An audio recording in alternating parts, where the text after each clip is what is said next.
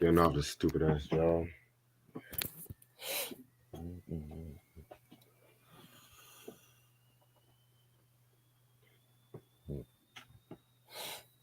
Everyone's talking about that future album and shit. Gosh, not interested. Didn't even know it came out. I think the album's called "I Don't Like You" or some shit like that. And I don't like him either. So you picked a perfect name for the album. You know what's crazy though? Mm. This guy graduating from my college made a whole graduation flyer based on that album and stuff like that. Like that's crazy. Yeah. Oh boy, you got an A for effort. Shit. More like an F for forgetful. Right? Hey everybody in the chat. Sorry I'm late. Had some shit I had to handle. I gotta find what version of this Fresh Cream album because I forgot they had different versions of this shit.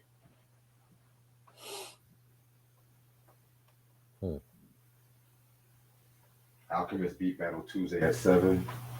Let's go. That's what I'm anxious for. Should have did that shit tonight. I mean, I want to do it. I'm trying to do the beat battles more earlier now.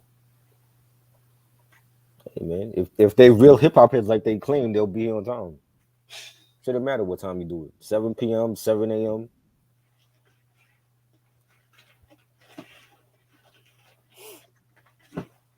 By the way, Ashley, we got. I told you about the shit on Saturday, right? Yes. Okay, cool. Ashley's gonna join us for that one. That's at what, 7 p.m. too?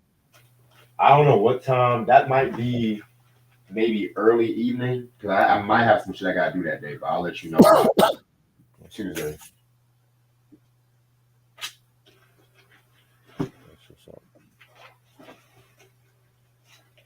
Any hip hop news happening and shit? I ain't hear nothing. Oh wait, actually, I do want to talk about something. Mm-hmm. I am so sick of tired of everybody saying, "Oh, Dr. Dre should have put me on the Super Bowl halftime show." It's over already. Why are they still talking about that? I'm sick and tired of everyone. I was just watching a Danny Boy interview and stuff like that, and he was saying some shit like, "How Dre gonna play my song?" and stuff like that. And oh please, you didn't come out with an album. Like, shut up. Okay, you know? Okay, yeah, I do have the US version. You ain't come out with an album. Like, what are you complaining about? They don't know. Nobody know you. And mind you, that's Pac's song and shit. First, exactly. I mean, yeah, he did the like. Don't get me wrong, he did get cheated out some royalties or some shit. I don't get me wrong, but I'm tired of everyone saying, "Oh, he should have put me up." Like first the game, then I think some other death row artists and shit too. I'm Nobody know these niggas. These niggas is not household names. The game is not a household name. Actually, your mommy, and your daddy who the game is. They don't know who the hell he is. Shit. They know who Snoop Dogg is though. They know who Mary J. Blige is and Dr. Dre. And 50 Cent. And 50 Cent. They don't know who the game is. He ain't no household name. Hold on, I'm gonna come on now. Give me a second. These niggas is delusional. Like it was one halftime show. Danny Boy. Who the hell knows Danny Boy? Roger Goodell can't name one Danny Boy song. Like, come on now. What was wrong with these people? I don't know, bro. I don't know. Social media got them gassed.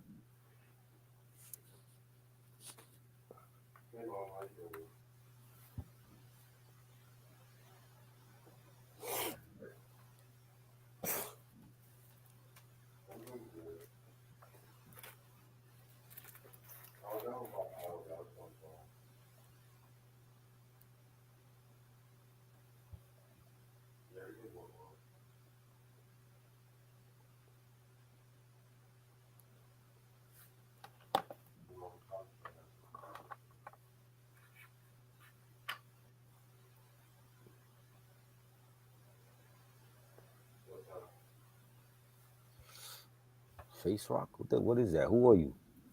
Who are you? You sound like an idiot.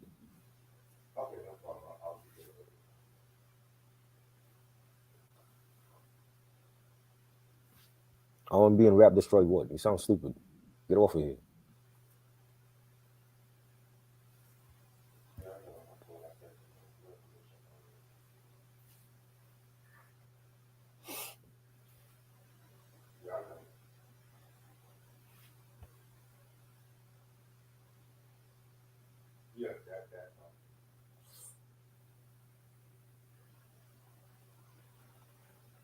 Mike was good, yo.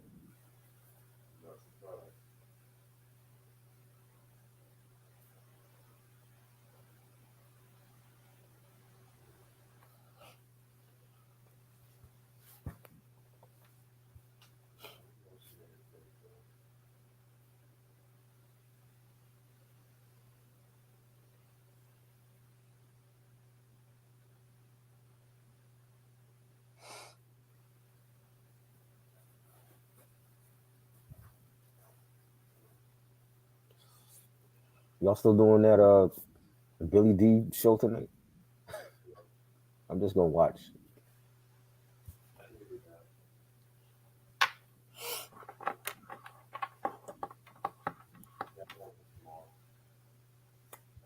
That movie's already on streaming, Mike. Ambulance. I'm about to watch that tonight, actually. They put it on there really fast.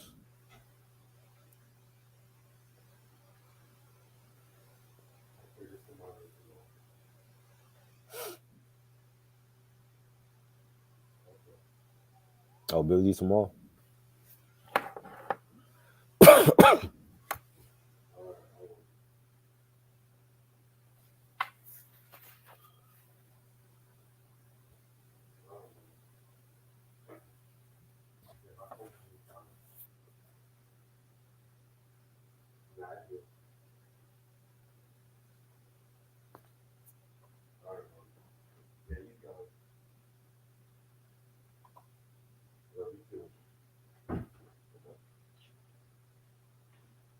Yeah, I'm back.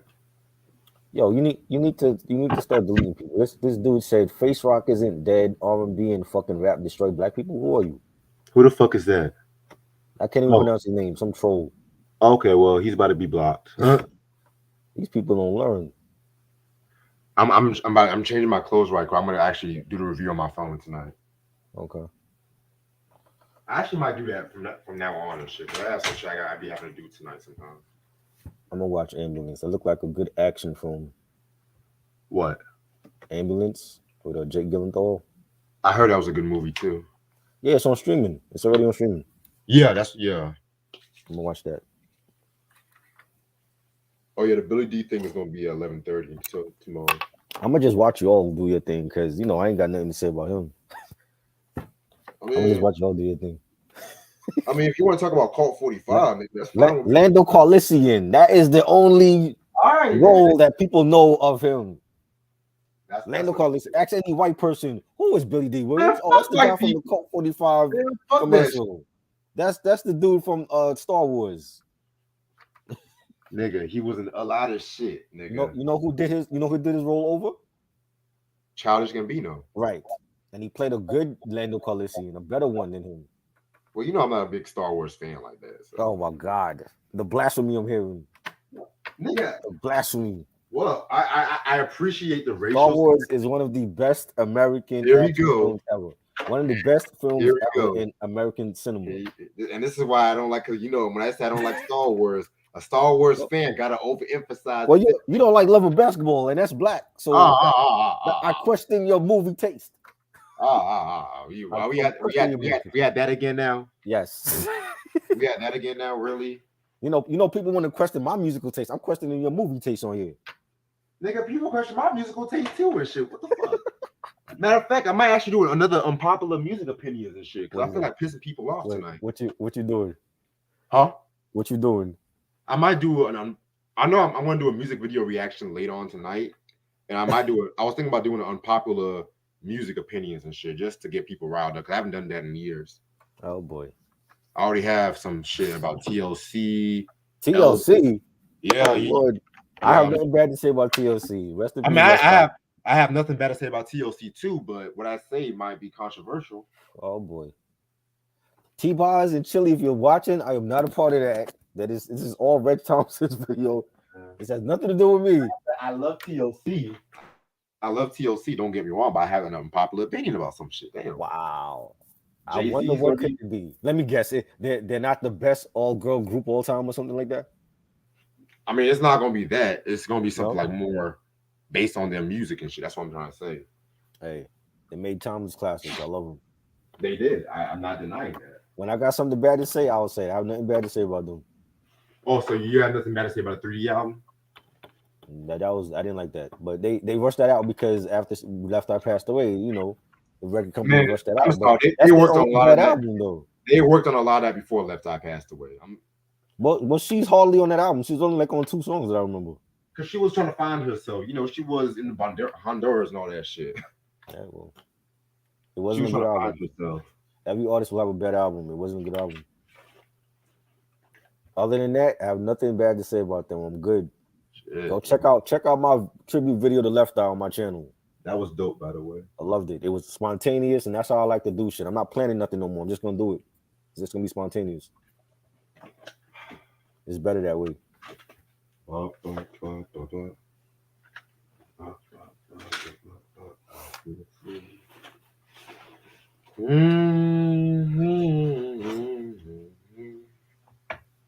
Luther Vandross is way better than En Vogue, of course. Of course. Who is En Vogue? Oh my lord. Okay, Q. You know what? Wow. But you know who Puff Daddy is though, right? Wow. Who is En Vogue?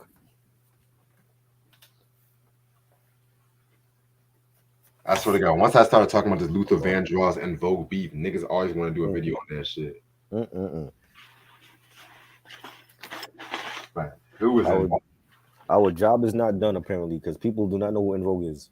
It's okay. What have we been doing on here for the last 5 years? I thought we were schooling these kids. Well, in my case, almost 10 years for me and shit. Well, 5 years collectively. You know what I'm saying? Yeah. Like, obviously, we haven't been doing a lot. Sorry, I'm just kidding. I know who En Vogue is. Yeah, you do? You looked it up on Wikipedia just now? Oh, you funny. Oh, you niggas are funny, bro. But you know who Puff Daddy is, though? Jesus Christ. Okay. Ronnie says 70s Billy D or 80s Billy D. Oof. Neither for me. I'm gonna have to go with the 70s and shit because he made a bit more memorable movies. Colt 45 Billy D. That's the real question. To drink or not to drink? It's hilarious.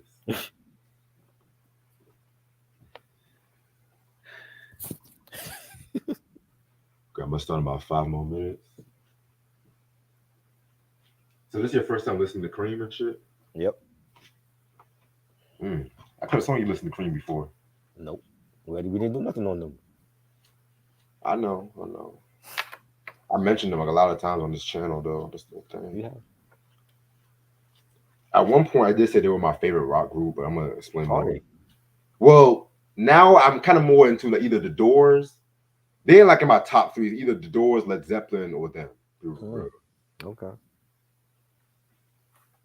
I know these white people say, "Oh, why not the Beatles?" and shit. Right. That's what I was about to say. What's wrong with you? Why not the Beatles? I like LSD Beatles. When they were on fucked up shit. I don't like. So they gotta be drugged up for you to like them. Yeah, like Aerosmith and shit. Wow. I'm not trying to influence kids to use drugs and shit like that. I'm just saying. Okay. Hell, I like the Stones and the Who more than the Beatles. I'm sorry. She said I like Funky Divas. Name 5 songs from Funky Divas. Right? No, he's gonna look on Wikipedia. That's what they do. They're gonna look on Wikipedia. Now, if you didn't have Wikipedia, well, you would have to tell us what songs you liked over there. What's it gonna be? Don't you wanna be more than friends? That was like the last good song they put out. I'm sorry. Yes. The last great song they put out and shit. Yep. Everything about that track, man. There'll be some love making heart. Like whoever wrote that. Who wrote that shit? Hold on. Somebody must have been going through some shit to write that shit. It was them. Wait, are you serious? They actually wrote it? Well, they were going. Remember, they were going through they wasn't getting along in a group and all that. Well, they never really got along. I'm sorry. Let me see. Andrea Martin, Yvonne Marius, Marquise Eldridge, Organized Noise. Oh wow. Oh, Organized Noise. Okay. Sleepy Brown and Yeah, because I'm not trying to downplay like their songwriter, but it was just like that song in comparison to some of the other shit. It was just like a little bit more deep. Like somebody must have been going through some shit. I'm in love with somebody. right. Like even that scene in Set It Off and shit when Jada Pinkett's character and Blair Underwood was getting down and shit like that. You know what I'm saying? But honestly, the EV3 album, Oh, that was trash. the beginning of the end. And it's I like like that album. right, and it was like that song was pretty much recorded way before they finished that album because I was on the Set It Off soundtrack. And mind you, that was the best song, not only on the soundtrack but on this album too and shit. Then I like that album. Yeah, it was two. Yes. This stick to the first two albums for me. Yes. But the second one I have. I don't have the first one yet. Yeah. Out of print. I did a review on the first one a while back ago too. Yes. To me, that's their definitive album. To me, even the album cover is just like, yeah. Funky Divas. I like, but I'm gonna say my thoughts on the end to the right time. It had more of an edge. Yeah. Yes. That's why I liked it though, because it was different. Yeah, spoiler alert. That's part of my collection videos. I showed that to Eric's. Oh, you got it? Yeah, I showed it on Eric's channel. Okay. That was like mind you, that's like one of the only albums I want to show because this might be one of the weirdest shit. It's gonna be weird as. It's gonna be weird. Yeah, I got like a variety of albums so far, but I'm not gonna get any more albums to probably mid to late this month. I'm trying to save some money. Okay. For this California trip. Nice. I might do a live stream in California. Shit. West Side. I'm a blast. As soon as I get done, I'm gonna play "To Live and Die in LA." Oh boy, it's the place to be. Honestly, I like that way better than California Love. I don't give a fuck. Hold on, I'm gonna go through my phone now. Yeah. Boom, boom, boom.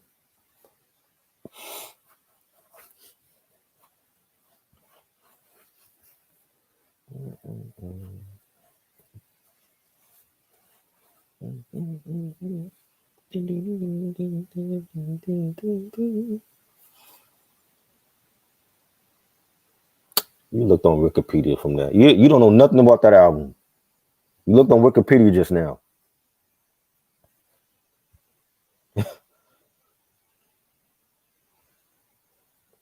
Your volume is off.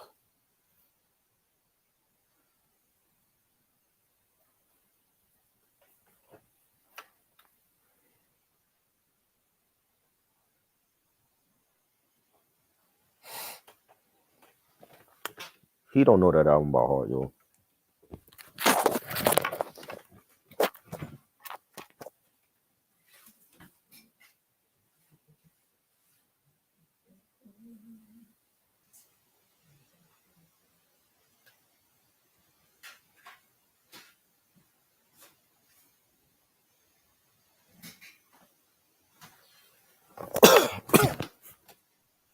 Yeah, I gotta remember to use my headphones when I'm using it.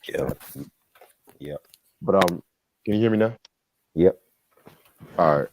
Ronnie was asking the Doors self-titled or Cream, Disraeli Gears. I was just asking myself that question too. I'm gonna have to go with. That's a hard one, but I'm gonna have to go with the Doors on this one.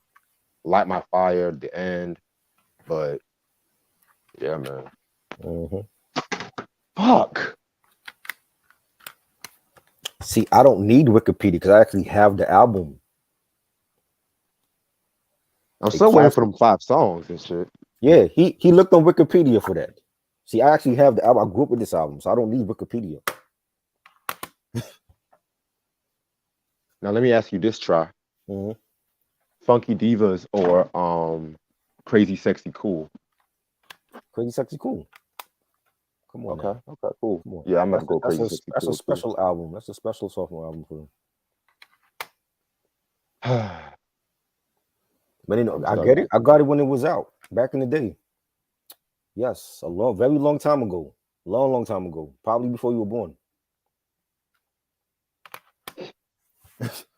You know. Wait, I didn't just get it yesterday.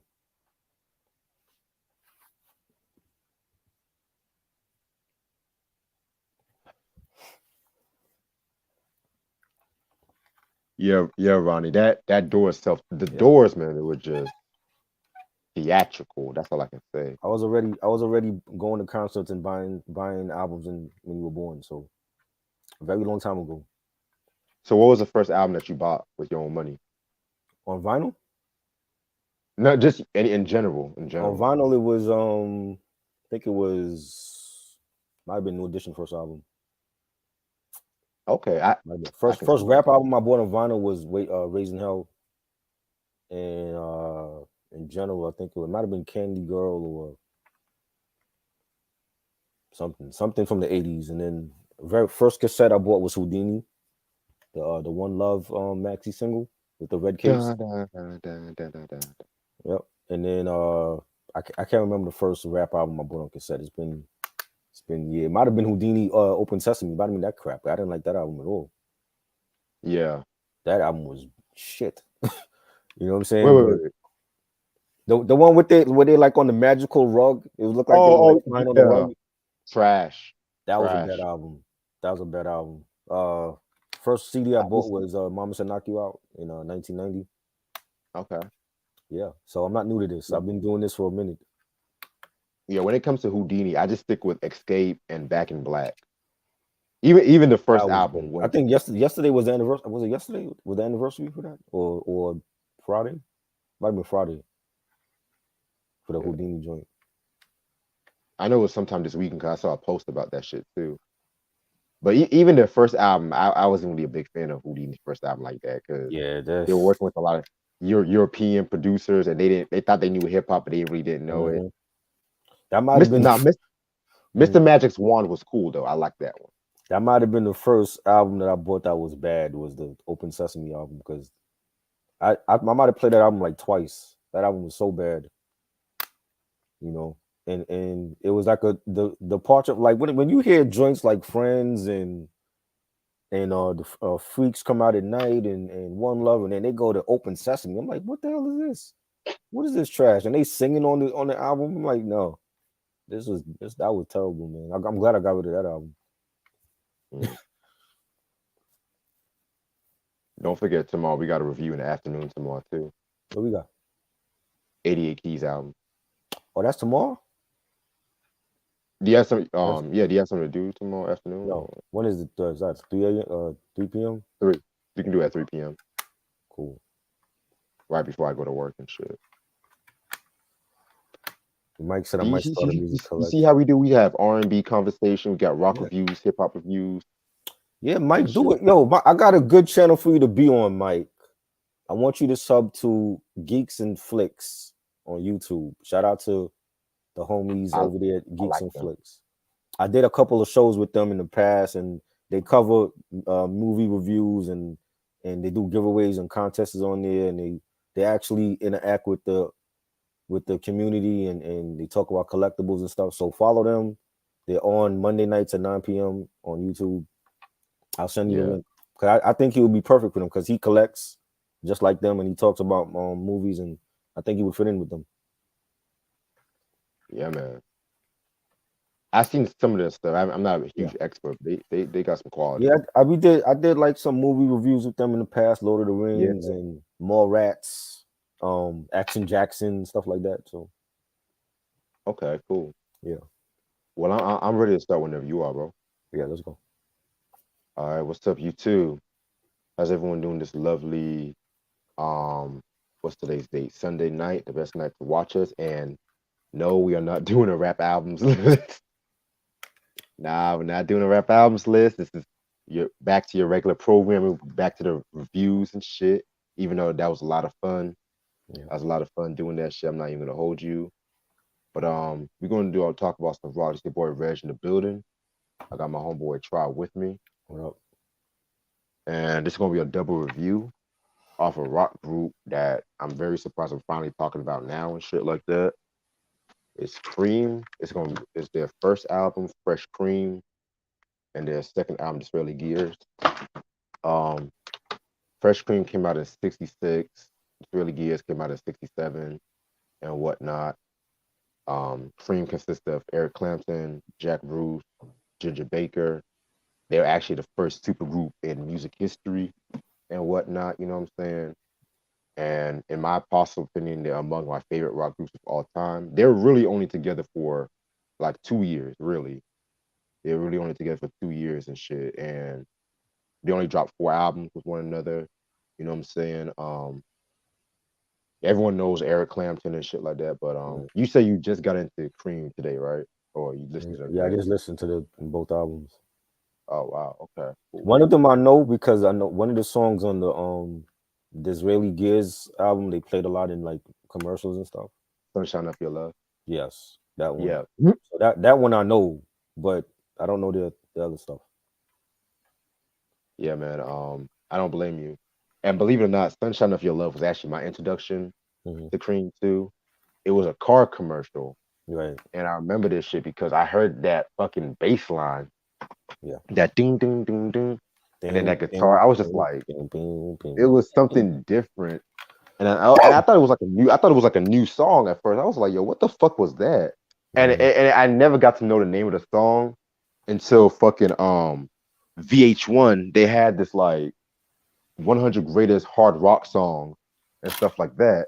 Right. And that's when I finally heard that song, and it was the Sunshine of Your Love shit, which I'm gonna share more of my thoughts on that when we talk about the album, pretty much. But yeah, man, Cream, definitely a very, very, very influential rock group that they formed in England in 1966. Like I mentioned, they were among the first supergroup in rock history. You have Jack Bruce and whatnot. He was part of this group. He was part of a few groups and stuff like that, like the Graham Bond organization, where he actually met Ginger Baker, and then the John Mayall and the Blues Breakers, where he met Eric Clapton and stuff like that too. You know what I'm saying? And you had which just throwing it out there, Jack Bruce is my favorite member of the whole group. He definitely had that soulful fucking voice and shit. You know what I'm saying? You had fucking Ginger Baker, one of the greatest drummers in my personal opinion. I feel like he don't really get his just due because everyone wants to talk about Keith Moon, Neil Peart, which those are good. I love them and shit like that. But Baker kind of broke down the barriers. If it wasn't for Ginger Baker, we wouldn't have cats like John Bonham and shit like that. You know what I'm saying? And he was part of the whole Graham Bond organization as well too. And just throwing it out that him and Jack Bruce never really fully got along, and that was one of the main reasons why they also broke up too. Which I'm gonna save most of my thoughts on that once we talk about the Goodbye album and stuff too. And of course, you had the one, the only, what many people consider God, Eric Clapton, which I don't even have to tell you about Eric Clapton. You know, this cat definitely one of the influential guitarists of all time. A lot of people say he's the greatest guitar. He's good, but I'm not gonna put him over Hendrix or Frank Zappa, BB King. He's like in my top 10, but he's like in my between 7 and 5 and shit like that. You know what I'm saying? Yeah. And yeah, I know about Eric Clapton with his racial past. I know about that, but we ain't gonna talk about that right now and stuff like that because you know he said some shit, but we ain't gonna talk about that today. You know what I'm saying? We're just gonna focus on the fucking music.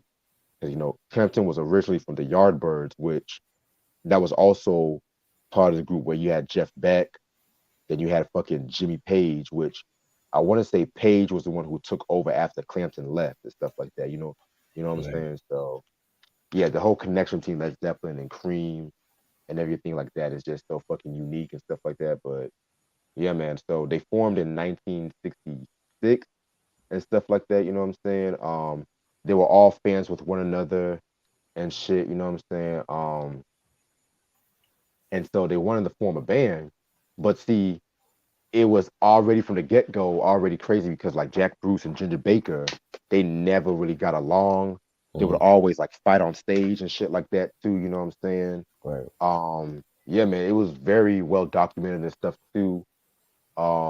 And it was also at one point where Ginger Baker fired Jack Bruce from the band too at one point during their early career, but they pretty much, from what I looked up, he got fired because Ginger Baker threatened. Oh wait, I think it was Jack Bruce threatened Ginger Baker with a knife or some shit like that too. So Wow. yeah, man, white people shit. You know what I'm saying? But yeah. So they eventually got back together, and they wanted to call themselves Cream to represent themselves being like the cream of the crop Right. and stuff like that. So, you know, the whole saying, cream of the crop. You know, and this was around the time when you had like the whole British invasion and shit like that too. And you know, we had already seen the Beatles and the Stones and whatnot, but then you kind of had like the second wave happening. We had like a Right. lot more bluesy rock, like you know, Led Zeppelin. Of course, the Jimi Hendrix experience with. Now, I know Jimi Hendrix is not from England, but I think Mitch and Noel from England as well too. And he pretty much got his breakthrough in England, I guess too. So the British want to claim that Jimi Hendrix is theirs, but yeah, whatever. Um, of course, you know, you have, of course, like I mentioned, the Yardbirds or whatever. You know what I'm saying? Pink Floyd was coming out around that time too, but they were more like on the whole underground scene and shit like that too. You know what I'm saying? Um, so they pretty much made a debut in this club called the Twisted Wheel and stuff, and a lot of people loved them stuff, and that also got the attention of Jimi Hendrix. I want to mention Jimi Hendrix a lot when we talk about the Gears album, so stay tuned on that shit. You know what I'm saying? And so, you know, they would love the blues so much. They started covering like old blues songs and stuff like that. And so that's when you had the first album, Fresh Cream, right here. Which I'm not gonna hold you. Mhm. A lot of these songs kind of sound like lullaby music, to They say the do. least, shit like that. You know what I'm saying? Which is kind of why I wanted to talk about both Fresh Cream and Disraeli Gears and Mhm. stuff like that too. You know what I'm saying? Because I like Fresh Cream, but I'm not gonna say too much. I'm not gonna say too much and shit. But yeah, this came out in 1966 on Reaction Records. It was produced by Robert Stingwood, which you guys should know the name Robert Stingwood. He was the main producer and a manager of the Bee Gees and stuff like that too. So yeah, man, and he also was known for making the Grease and Saturday Night Fever and whatnot. You know what I'm saying? Singles I was known for came out with like two official singles, like Spoonful and Sweet Wine. And then you also had I Feel Free as a single too, you know what I'm saying? But the thing with that track, you know what I'm saying, in the original UK version, that song was not on the original UK version, but on the US version, which thank God I got this fucking version, it's the first track too and stuff. So yeah, man. You know, because you know that's the thing about rock albums at that time too, especially with the British invasion. Mhm. They used to have like two versions. They had like a British version, then they had a US version, and then sometimes they would have like different track listings and Right. stuff like that too. So it's something that it's I mean, so I know some people they like to collect different versions of it. I'm good with just this version because I feel free. It's my shit. That's all I gotta say. Right. Um, yeah, man. Definitely had like a lot of blues covers and stuff like that too. So yeah, this is the album cover right here. Pretty traditional, you know. Fucking look like the Wright brothers on this album cover, in my opinion. You know what I'm saying? Right. Yeah, a little history lesson for y'all and shit, just to let y'all know. And then I like how right here it just told the story about how the group formed. Talking about it all started 4 months ago as rumors. It seemed hard to believe that three such musical giants as Eric Clapton, Ginger Baker, and Jack Bruce could be joined together. Soon it became reality. Cream were forward, and here they are. This album is made up of pure, fresh cream. Digest and enjoy it, but do not worry too much. There's a lot more where this has come from.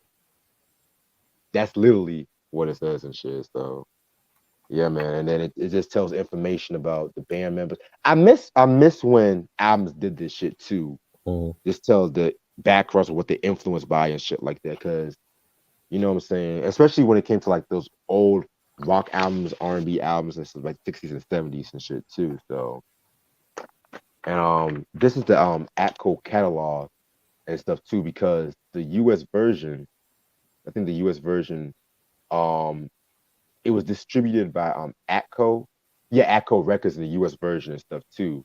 Right. So, yeah, so that's how it has the whole catalog and shit. So, all right, so this album got 10 songs. Let's get this shit started. Track number 1, I Feel Free. Honestly, I'm not even gonna hold you. That might be one of my favorite songs, probably my favorite song off this album and stuff like that. And I personally feel like that was a song they truly found their style. And I'm not surprised why they included that in the US version and stuff like that too. You know what I'm saying? I just love the energy of that song, like that bop bop bop bop bop bop. I feel. And then you got Jack doing his humming and stuff like that. You know what I'm saying? It sounds like a fucking rock and roll doo-wop song being involved into this whole psychedelic trip and stuff like that. I love the line when he says, "I can walk down the street when there's no one there, though the pavement's a one huge crowd. I can drive down the road and my eyes don't see, that my mind wants to cry out loud, that my mind wants to cry out loud," and shit like that. You know what I'm saying? Just the whole energy of this whole fucking song stood in contrast to like most of the album and stuff too. And like I said, this was truly the song where they really found that really bluesy vibe and shit like that. And it's crazy too because this was the debut of Eric Clapton's woman tone and stuff like that. And what I mean by that is how he likes to turn the volume all the way high up in his amp and boost the tremble and stuff like that. And so he wants to cut the bass off and whatnot. But then he also said that him and Jack Bruce got at it because he didn't like his guitar work on this song. And Jack Bruce pretty much said, no, it's perfect the way it is and whatnot. You know, honestly, that's what really made the song and shit like that. You know what I'm saying? That whole guitar work. You know what I'm saying? So, and no one really pushed Clampton like Jack and Ginger. That's all I'm going to say right now. It was cool. Cool song. It was cool. It was like I said, it's a lot of lullaby music and shit. Track number 2 is gonna have NSU. And this song right here was another cool song. What I got from this track right here was pretty much just talking about. I thought track 2 was Sleepy Time. Oh, I'm doing the US. What? Hold on. Ooh, let me check something. You said track 2 is Sleepy Time because I was doing the US version. I thought that was the US version. Oh yeah, hold on. Oops, I'm tripping. See, this is why my version is NSU. Okay. Yeah, because I think that was the UK version you were probably listening to. But did you write notes for NSU or? I didn't write notes for a lot of these tracks. I wasn't into them, but only like maybe 2 or 3 tracks I liked. Oh, for real?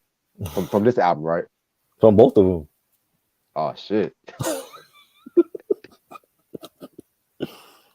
I forgot you're more like an alternative rock nigga. Yes, that's more of my thing.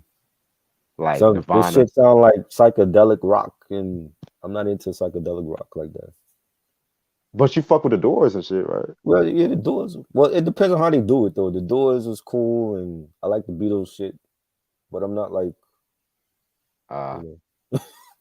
Understandable and shit. I feel you. I mean, once we talk about Soundgarden, they need to put that on YouTube then, because they didn't put the US version and all that on there. You know, I feel you. They just had the damn album on there, so. Yeah, that's why I let you know. Like, I forgot because they had 2 different versions of it and shit. But yeah, NSU was okay. I wasn't really too big on that track right there. It was a cool song. Yeah, it was cool. All right, now we're gonna get to Sleepy Time, which I did not care for Sleepy Time on some real shit. Like it definitely sounded like something the Beatles would have done on Yellow Submarine. BJ was good. You ain't in bed yet? He just texted me when to push a T review. We just did that last week. We did that last week. You Like late. last Monday. What? You late, yo. Oh man. It was originally supposed to have been this week, but I was like, you know what? Fuck it, we can do this week because this shit's It's hot. the number one album in the country right now. His first number one too. You can thank us, Pusha T. Then it's the number one album in the country. Yeah, that's great. It's a good album. Congratulations. But yeah, Sleepy Time. It was alright. It was bluesy. It did the track, but like I said, it's part of that whole lullaby kind of music. You know what that sound like? It sound like a bluesy ballad, a bluesy song, one of them like bluesy country ballads that you would when you go to like one of those rundown bars. Yeah. Like in the movie Roadhouse with Patrick Swayze, like one of them rundown bars and people like drunk out their mind and they fighting, and that's the type of the band, the house band that's in the club. That's the type of song that they would be playing. Yeah, I definitely feel you on that. And then you have some motherfuckers singing about their feelings on stage or some shit. Exactly. My girl left me and my dog is sick and all this other stupid shit. Yeah, that's what it sounds like. It sounds like that. I feel you on that. I feel you. Shit. Dreaming, I didn't care for this one either. It's all right. Yeah, it's all right. Yeah. It was all right. What's the next track? Sweet Wine. Sweet Wine was pretty dope. I'm not gonna lie. I love Eric Clapton's guitar on this one and shit like that. You know what I'm saying? Again, it definitely had that precursor to the Cream sound and shit like that. So I fuck with it. I like the drum play on it. Yeah. Yes, that shit was hot. That was great. Yes, sir. Track number 7, Cat Squirrel. This was pretty much an instrumental track. Nothing really to it, you know what I'm saying? That was all right. That was cool. Yeah. Track number 2, 4 Until Late. Now this is when they started doing like a lot more bluesy covers and stuff like that. And this was a cover of the Robert Johnson song. And like I said, this song was okay, but the harmonica was what really saved this song for me and shit like that. You know what I'm saying? I think Jack Bruce was playing the harmonica on this one and stuff. So it's for the harmonica, I liked it. Yeah, that was good. The harmonica play on there. They could have gotten Stevie Wonder for that, and it would have been good. You know? Yeah.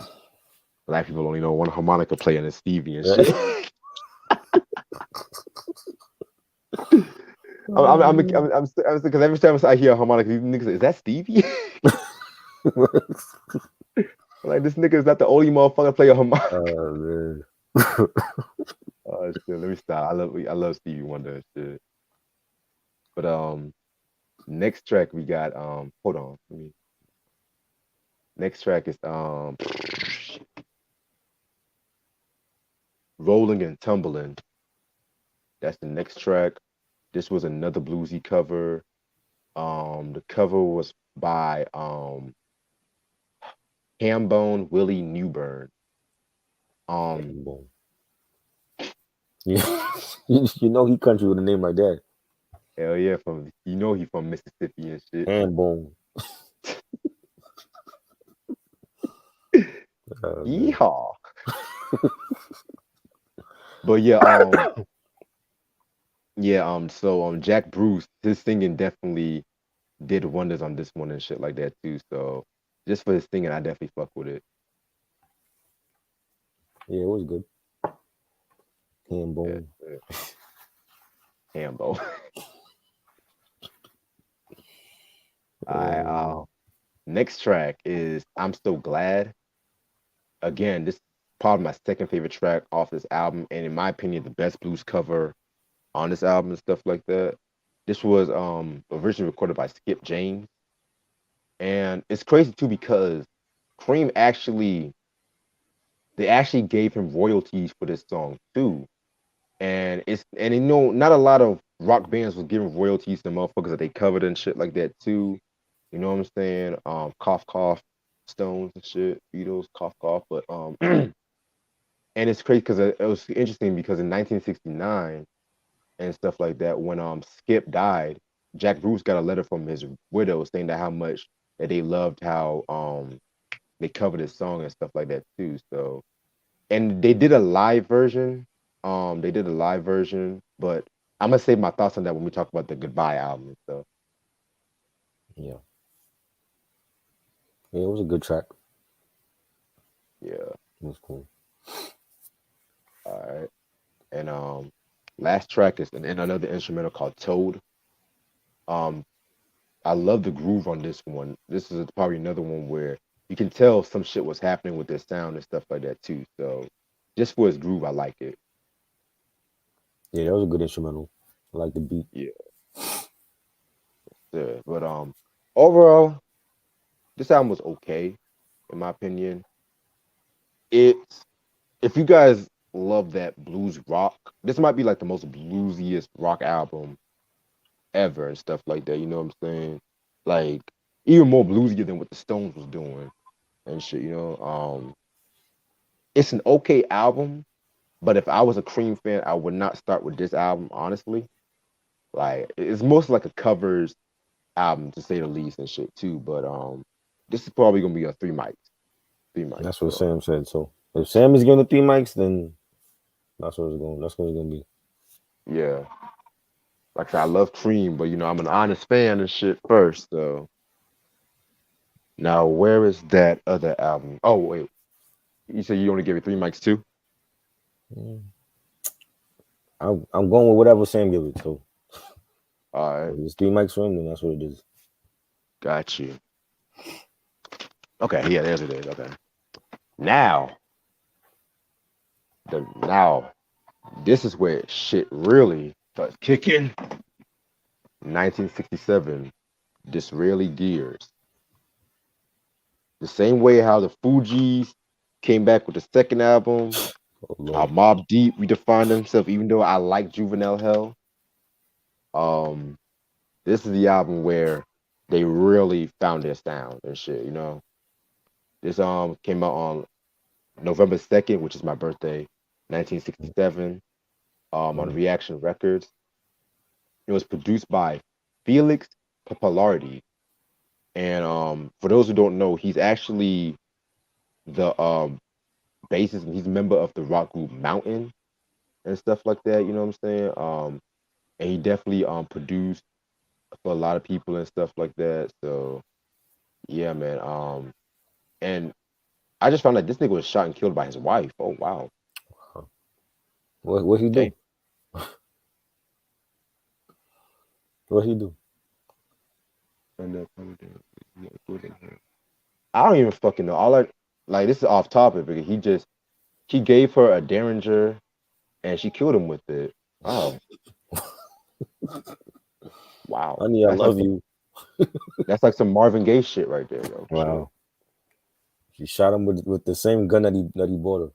Yeah, because you That's know crazy. Marvin gave his dad his a gun and shit like that too, and we all know what happened with that. They didn't learn. Well, technically Marvin did that because somebody was after to kill him and stuff like that, which that's another story for a different day. Wow. Singles albums known for are Strange Blue, Sunshine of Your Love. Those are like the main two singles. And then you also have Tales of Brave Ulysses and SWLABR. That was like the B sides and stuff too. So pretty much this album was like it took actually 3.5 days to record this album and stuff too. So um yeah, man, and it's crazy because that's just when they said that they were really getting more into like a lot of like Greek mythology and shit like that when they were working on this album and stuff too. So love the album. The album cover is one of the best I've seen and shit like that. Very trippy and like psychedelic and shit like that too. You know what I'm saying? Very, very, very, very, very dope cover. Um think it's like a week issue too, but I could be wrong. Don't have that much liner notes and shit, so which is kind of surprising and shit. But Right. you would think with an album from the rest of that you use these lyrics or some shit like that, but it's like fuck it, fuck it. What they said. All right. So without further ado, 11 tracks. Let's get this shit started. Track number 1, Strange Brew. Lord have mercy. They're already starting off with some bangers and shit. Very, very bluesy, very psychedelic. I love the harmonies that they did with this one and stuff like that. This is based off a blues song originally recorded by Buddy Moss. When I looked up, love this song. You know, it definitely fits that whole summer of love, sex, drugs, and rock and roll and shit like that. There's a lot of people thought they were talking about a female with this track. People thought they were talking about drugs or whatever. They've never really been clear about what exactly this song was about. But personally, I think it's drugs. But you know, that's just my opinion. So yeah.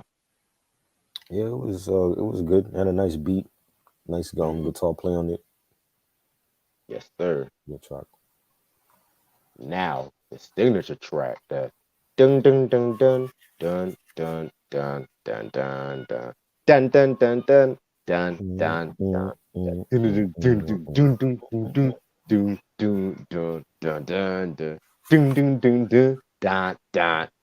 dun dun. It's getting it on. Woo! Before I even get started, this might be my favorite track off this whole album. I know it's a single. I know, it's a single, but fuck it. I don't give a fuck. You know what I'm saying? This is a fucking anthem. This is Sunshine of Your Love. Very, very, very dope track. Like I said, this was actually my introduction to Cream and whatnot. And a lot of people might not know this. This was actually a tribute to Jimi Hendrix too, and stuff. Because for what I looked up, they actually saw Hendrix perform one night and stuff like that. And this began like the whole friendly rivalry between Eric Clapton and Jimi Hendrix and shit too. And so they quickly went and recorded it with the same melody in their head. Like the melody was kind of like in tribute to Hendrix, because Hendrix was known for them honky dory kind of melodies or whatever. And it's interesting too because I think in 1968, like 1 year after the song was released, Jimi Hendrix was performing at the Lulu show, and he was doing his song Hey Joe. Right. But he actually stopped the show in the middle, and he formed a diss track once he heard that Cream was breaking up and stuff like that. But he never knew it was a tribute to him. And it was also interesting was that performance got him banned from the BBC because they played at like past the credits and stuff like that. And you know, the BBC had like a lot of laws or whatever. But back to the song, shit like that. Their label almost rejected the song too because they didn't feel like it was commercial enough. But it was two people that told Jack Bruce that it was going to be a hit. Right. Booker T. Jones and Otis Redding. Yes, Otis Redding. Mark Nash, salute. What's good, Mark? What's good, bro? Yeah, man. Disraeli, Sunshine of Your Love. This is one line where he said, I'm with you, my love, the light shining through on you. Yes, I'm with you, my love. It's the morning and just the two. And then you have I'll stay with you, darling, now. I'll stay with you till my seas are dried up. And I like how each member in this era was alternating with the lead vocals and stuff like that. It wasn't just Bruce for the majority of the track too, which again set them apart from other bands at that time too, you know. So I fuck with it. Yeah. I know the song because they played it in so many damn like beer commercials and movies and stuff. That's how I know the song. Like it sounds like a 60s song. So it's the way you said it. They played it in so many damn commercials. Why do America do that? Like they take like the most like the songs from like the 60s and they put it in like beer commercials and Ford commercials and stuff. Why do they always do that? I don't understand why. It's just a pastime, man. You know, like, oh, let's take this Beatles song and put it in this Ford Explorer commercial or this, Budweiser commercial. Like that's supposed to get me to drink Budweiser. You got to talk to who owns the publishing too. I don't get it. Yeah. All right. Track number 3, World of Pain. Again, another very dope song and shit like that. With this track right here, it was between talking about they were talking about loneliness and stuff, because you gotta remember they were like doing like a lot of touring and stuff like that too and shit. So I think they were without their families or whatever. Oh, by the way, I love that bass line from Jack Bruce, by the way, too, from Sunshine of Your Love and stuff. But yeah, this one was pretty straight. It was alright. Yeah, it was cool. It was a cool track. Yes, yes. Track number 4, Dance the Night Away. Very underrated track in my opinion. Pretty much again, kind of continuing on. This track looks for like more of an escapism kind of feel to it.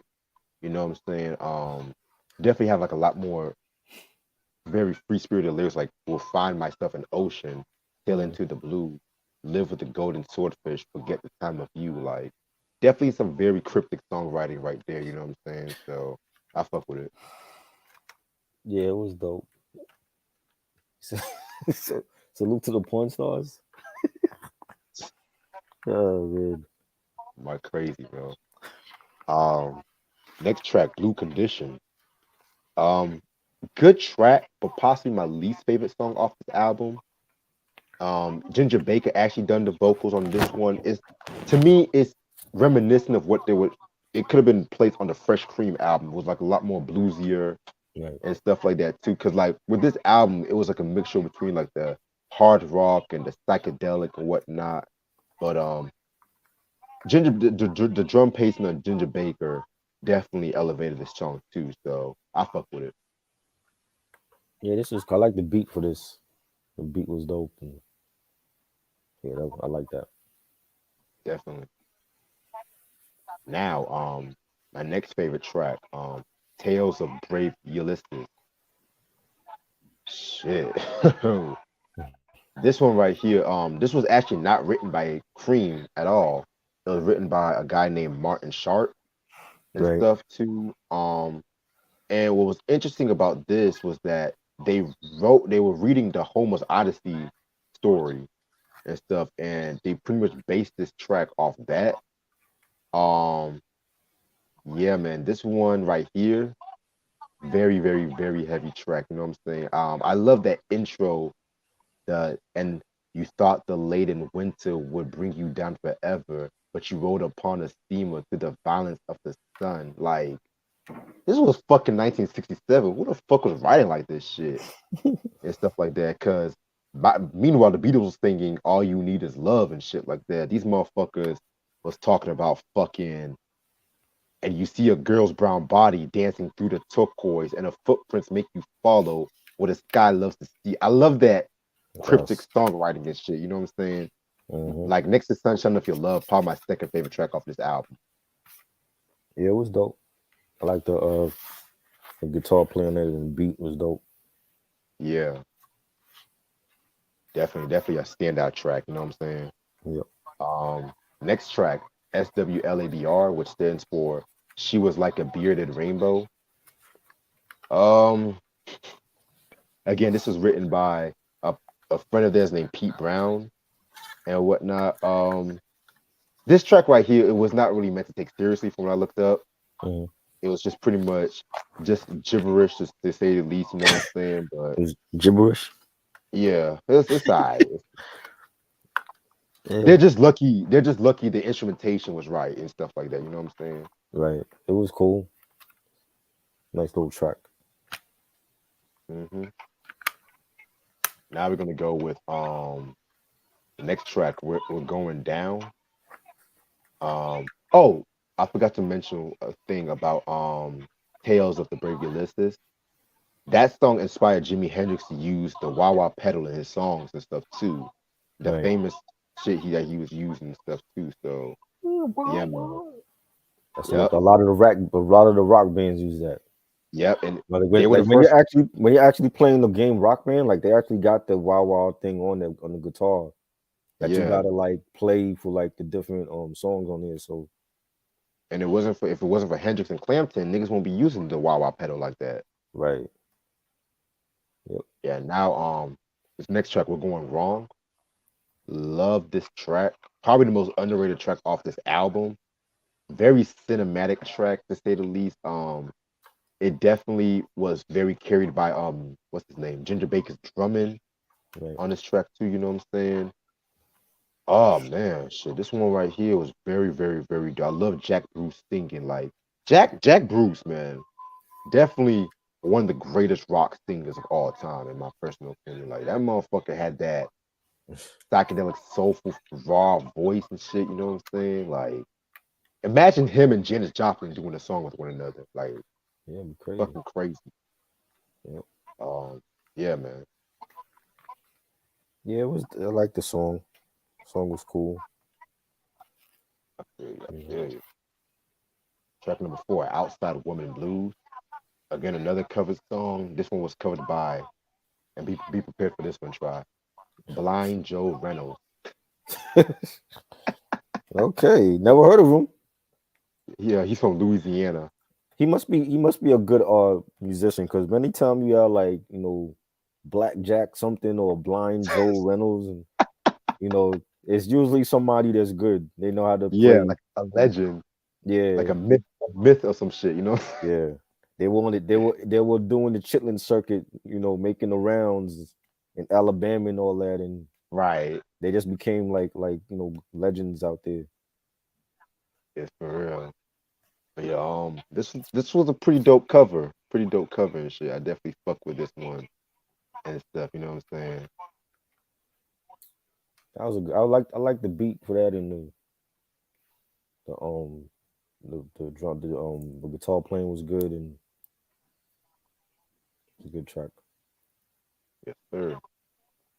All right, next track is Take It Back. Now this was kind of like a political kind of song. Mhm. This was like their stop the war, who needs war kind of songs and whatnot. And they would kind of get more political with the Wheels of Fire album and shit too. So yeah, this one was pretty straightforward and stuff. Political rock. Definitely, I'm a fan of that. Living Color. Yes. Green Day. Green Day did that too. Okay. You had me. Well, latter Green Day, not early Green Day, but latter Green Day. But yeah, I was good with Living Color and shit. Well, Living Color, yes. Well, that's a must. I mean, Living Color did that a lot, and even what's his name? Michael Franti from Spearhead. They did that a lot, and Spearhead, with Michael Franti. I never listened to them like that. Oh yeah, Spearhead was like that too. They did like a lot of political and social commentary with their music. So Public Enemy, yes, of course, definitely. Bob Dylan, yep. Yeah. So yeah, this was pretty straight. Yeah, it was good. It was a good song. I like it. I like the subject matter on that. Right. And the last song, Mother's Limit, which again another gibberish kind of song, whatever. It was alright. Mother's gibberish. Yeah, it was cool. Yeah. But yeah, that's all what we got for this album. Overall, a huge improvement over the last album and whatnot. I definitely feel like this album and Wheels of Fire are my favorite albums from them and stuff like that. This one definitely had like a more bluesier, a more bluesy ordeal and stuff like that. Definitely they were on the more it's like they found themselves with this one, you know what I'm saying? They definitely found themselves, and I definitely highly recommend this one. This is a 5 out of 5. This is a rock masterpiece in my opinion. I love it. I love the album cover. Definitely, it's dope. Like this album I like more than the Fresh Cream joint you talked about. Same. It just sounded more rock, you know. It was more Yeah, guitar I playing, agree. you know, the drums and yeah. Yeah, I 100% agree with you on that. It definitely sounded more rock. Yeah. And that concludes the double review. And I'm gonna stay on to probably about 12:50-ish. Yeah. Ronnie said it's a shame Cream disbanded too soon. I highly agree with you on that, but at least they left us with good music. Right. See, I feel like it's better for a band to at least leave us with a good amount of music than just come back and just drop some trashy ass albums and shit, you know. Right. But yeah, so how do you like Cream for the first time and shit? And they were okay. They were all right. You just ready for the Soundgarden breakdown and shit? And even with them, I don't know all of their stuff. I like some of these songs. I'm not a huge Soundgarden fan like that. Oh wow. I know some of these songs. I'm not a huge fan like that. Oh wow. What rock deep like? What rock artists besides Green What Day? like main rock? Like this main rock, you mean, or just rock in general? Rock in general, like But I mean, I like you know, the Doors and Aerosmith.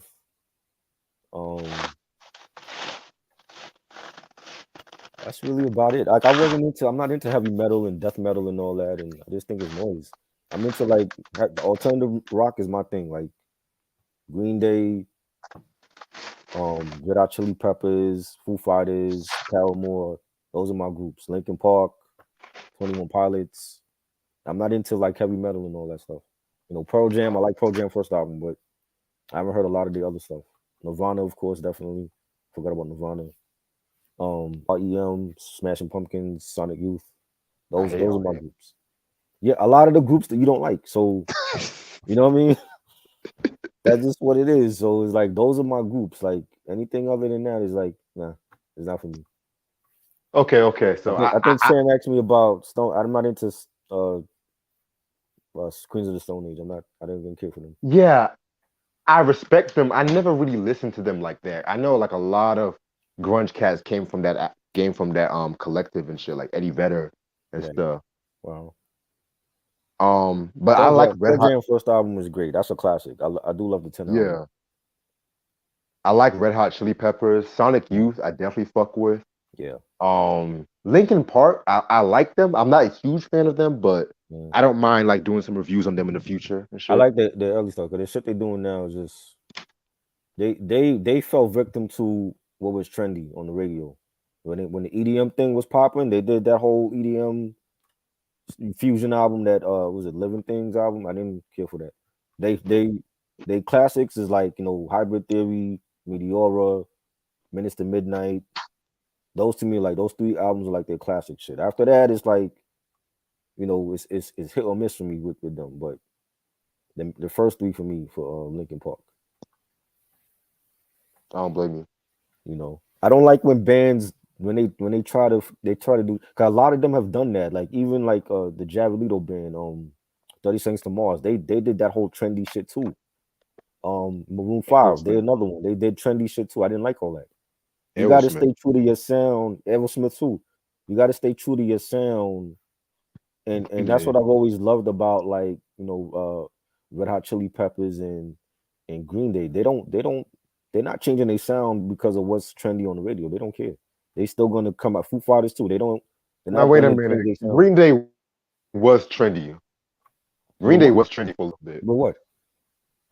Yeah, but they wasn't The trendy whole to the whole with Dookie what? album.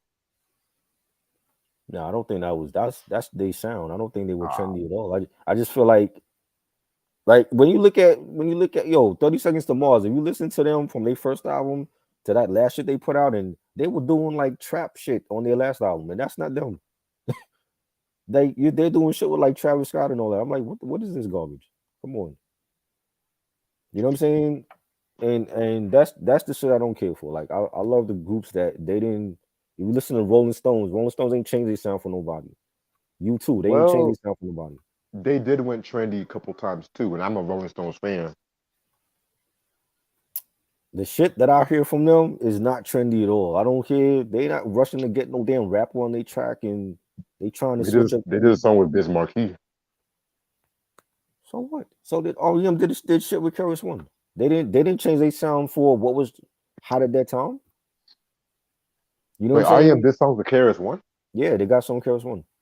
Oh wow, that's way back in the 90s. But they don't. These groups do not change their sound no matter what era it is, and a lot of them change their sound, and it's like they made like a lot of their bullshit is like is now like, you know what I'm saying? Like I can't. Linkin Park, I know, Chester passed away and all that, but if they come out again, they got to go back to the original sound. I don't want to hear shit that you trying to fit in with the times and all that. You know what I'm saying? They got to do the original sound shit. When you start switching up, that's when you start losing your fans. Yeah, Sam. Early Chili Peppers, they were more funky and stuff like that because they had George Clinton producing their shit. Even with them, it's like they just going through the motions now with their shit. It's like it's not nothing classic anymore with them. Yeah, after Stadium Arcadium, they kind of fell off with me. Yeah, they just going through. They just putting out the shit just to put it out. The same thing with Foo Fighters. Like even their last album, it was okay, but it's not no classic material from them. I was never a big Foo Fighters fan like that. They putting out like just going through the motions now and putting out whatever. Man, the video I can't wait to talk about is New York Undercover, man. Yeah. That's the shit I really can't wait to talk about. Oh wait a minute. Do you like this one rock group called Heart? I know some of these songs. I haven't listened to all these stuff. Cool. I know some of these songs. That's the Do two you girls. Yeah. Yeah. Do you feel like they went trendy in the 80s? Because the original hard rock, but in the 80s they did that more hair metal ballads kind of stuff. A lot of them was doing that though. A lot of them was doing even Aerosmith was doing that shit. So yeah, your precious Aerosmith. Even Aerosmith was doing that. They became. It was like with every big popular hit, they became more that group. Is people checking for that group to come out with a signature ballad or something like that. You know what I'm saying? So Bon Jovi did it too. Bon Jovi was doing that shit a lot.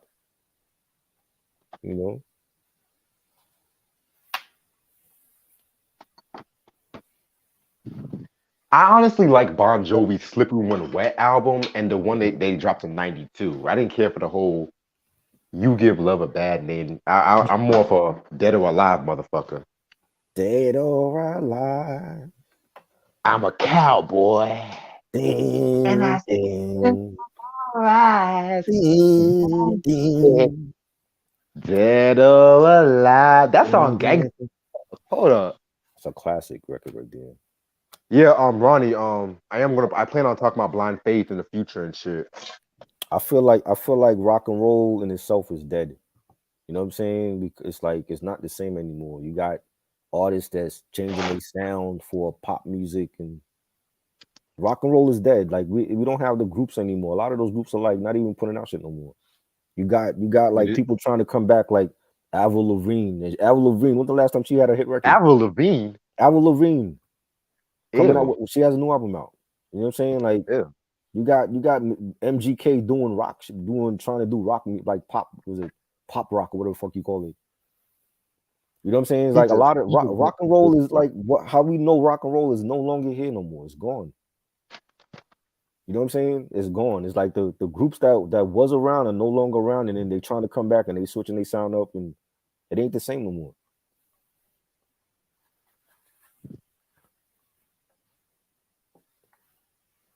Bouncing Souls? Nah, I never heard of them. I'm not into hair metal either. I just know some of these songs because their videos is playing 24 hours a day on MTV, but I'm not a fan of like, Poison and White Snake and all them groups. Still of the night and the hot and heavy. No.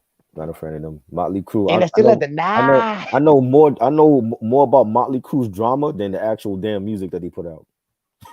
Because they were always in trouble. Motley Crue is my shit though. They were always in trouble. So I know more about the group, the band members than the actual music that they put out. Girls, girls, girls. You know. Not a fan of them. Now come on, you gotta admit the Dr. Feelgood album was heavy as fuck though.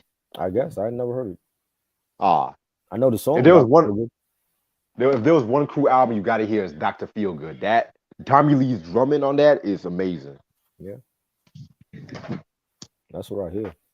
You like you like Def Leppard though? Nope. Don't like them album. Oh Jesus Christ! Nope. And mind you, they're Right. not heavy like that and stuff. So Wasn't a fan of them. Not to hear. The one album we talked about, the Van Halen '84 album, I actually like that album. That was great. yes, sir. But Well, that's not a hair gonna- metal out. That's not hair metal though. That's not gonna get me to check out all the other albums though. You know what I'm saying? I just feel like that was like a good album from them. Yeah, man. But mind you, let's not say 1984 is hair metal and shit. Let's not go there. PJ Morton, yeah, he dropped a new album. I'm definitely gonna check that out. I listened to Gumbo. That was a good album. Yeah, the only black member from Maroon 5. You know, and he's doing his own thing. I like it. Hey, Sam, what do you think about the Hysteria album? Honestly, that might be my favorite one. Honestly, I can't I wait. am so tired. That was Huh? a big hit. I Can't Wait by New Shoes. That was a big 80s hit. I can't wait. That song. I can't wait. Yes. Dun, dun, dun, dun. Yes, that was a big hit, definitely.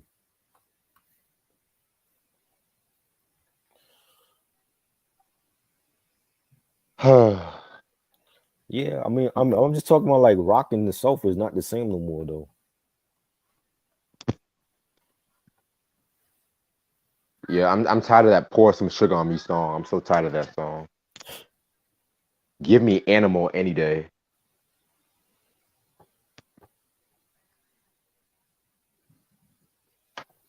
I'm gonna stay on for like another 4 more minutes and shit. Hey, Ronnie, I can't pick Bowie. I mean Bowie over Jack Bruce and shit. I gotta be real with you.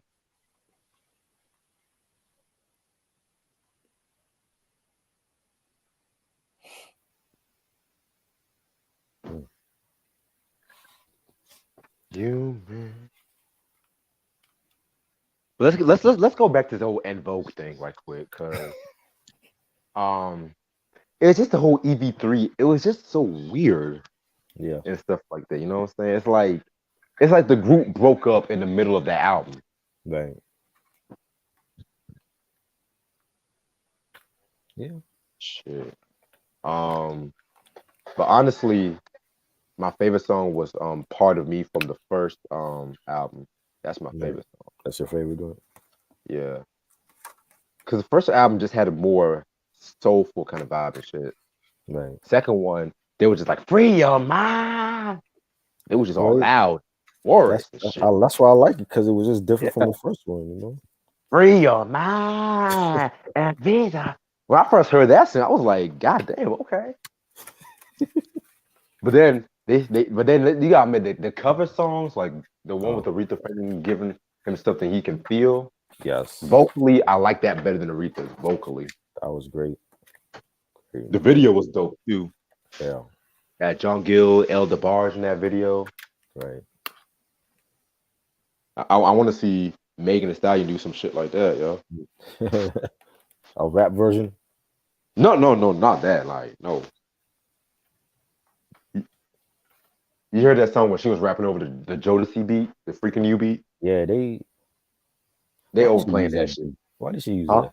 Why did she use that beat? Exactly. She don't even flow right over it. I'm just saying, she always just gonna use these 90s because she used Easy E's song. I don't mind a good sample here and there and shit like that, but come on. But just don't just take the whole beat. Don't just take the whole fucking beat and shit. Right.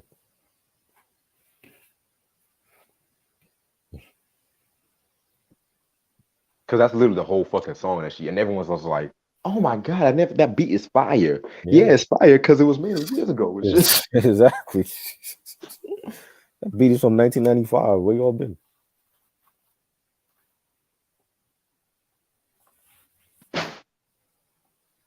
like I don't know, man. It's just like what's next? She's gonna rap over the same song, Digital Underground beat. Right? Man. Did you see the interview with Gayle King yet or no? The who? The interview with Gayle King, And who? Megan. Nah, what she say? She was just telling her side of the story about the whole Tory shit. They still talking about that? You notice how anytime a black celebrity is in some shit, they always go to Gayle King. Like first R. Kelly. Like what is up with Gayle King and shit like that? Like what is up with people always want to go to Gayle King and shit? Like she ain't got no Hey, power. That's what Will need to do. When you get back from No. your trip in India, go to Gayle King or Oprah. No, don't go to Gayle King. Hell no. Because that's Hell gonna no. save his career. You have an interview with Oprah, and you cry to Oprah and tell Oprah that you only married Jada because you wanted to keep her, and if it had to be open marriage, and so be it. But yeah, that's how you get back your career. You go to Oprah. Shit, don't. I bet she's gonna go to that red table talk and shit. I bet No, don't do that. You already did that already. It made him look soft. You got to go to Oprah. That's how you get redemption. You cry on Oprah's couch. That's true. That is true. You've seen it so many times, yo. That's what you got to do. I'm not trying to be funny about the whole Megan shooting thing, but I was kind of chuckling when she was all like, "He told me dance, bitch." Like that's what he told her. That's what they say. He told her dance, bitch. He shot her allegedly. I don't believe that. It's the dance, bitch. How you gonna dance in a fucking car? Wow. Yeah, I saw that Ashley said some video on Ron Isaac. That shit was crazy.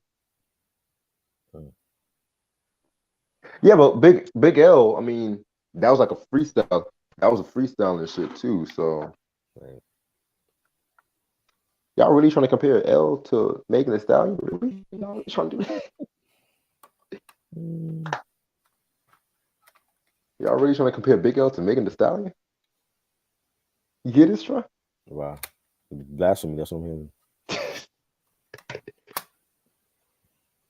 She should have never even used the beat, yo. Like that's why I need to drop some music real fast and shit, man. I ain't about that. This is why I need to just get my shit together, man. Facts. Life is taking a toll on me right now. Shit. I don't know what's going on. I know, Ronnie. I was just joking around with you, bro. You know me. I talk shit too much. Sam said I got Ron Isley over Art. Of course, nigga. Of course, man. If you talking vocally, hell yeah. Hey, man. But if you talk R. Kelly's a damn great singer. So you said what? R. Kelly's a damn great singer. Let's be real. R. Kelly made the Ice Brothers. They gave them another boost of pop. Him and Angela Winwood gave them another boost of popularity and shit. But if you watch Ron Isley video, Ashley Said So came out with, that shit was crazy. Shout out to Ashley Said So, by the way. Yeah. Okay, it's 12:54. Yeah, I'm about to get locked up, get ready to get my bullshit together for the week, because Sunday nights is my peaceful times and stuff. But this is a very dope review and everything like that. Tomorrow we're gonna talk about 88 Keys' first album and stuff tomorrow too, which I've never heard the album before. I heard it. You said you heard it? Yeah. You said Kanye's on the album, right? Yep. Alrighty. All right, so I'm definitely gonna hear this album tomorrow, where I'm gonna be eating breakfast and shit too. So it's gonna be at 3 p.m. tomorrow, right before I go to work. The Alchemist Beat Battle is gonna be Tuesday at 7 p.m. and stuff too. So you already hit your friend, right? Well, you said he's gonna be available, but you never know with him. So what we might have to do, if anything, is just have people. I mean, if you want to, have people vote in the chat which was the better, who had the better Yeah. for each round, if anything. So Okay, because I but haven't heard of supposedly he's supposed to be, Guillermo's a big Alchemist fan, so hopefully he's here. You know what I mean? Well, I'll hit him up again. Yeah. Because I haven't heard anything from Eric yet, Yeah. so who knows? You know what I mean? All right. And also tomorrow 11:30, me and Mike are gonna count down our favorite Billy D. Williams roles and shit. I want to see this shit because I don't know 5, I know 2. I mean, I already got my list together, so I'm good. I already got my list together. Are any of y'all having Lando Calrissian on the list or no? I'm Or not have a gonna Star reveal Wars, shit yet. I'm not gonna reveal shit yet. I mean, that's all I gotta say. Oh Lord. If I do have him on the list, it's not gonna be because I like Star Wars. It's gonna be for the racial significance that Star Wars provided for the film industry. That's all I want to say. Which is it's very slim because we don't have too many black characters in that universe. Darth Vader was black.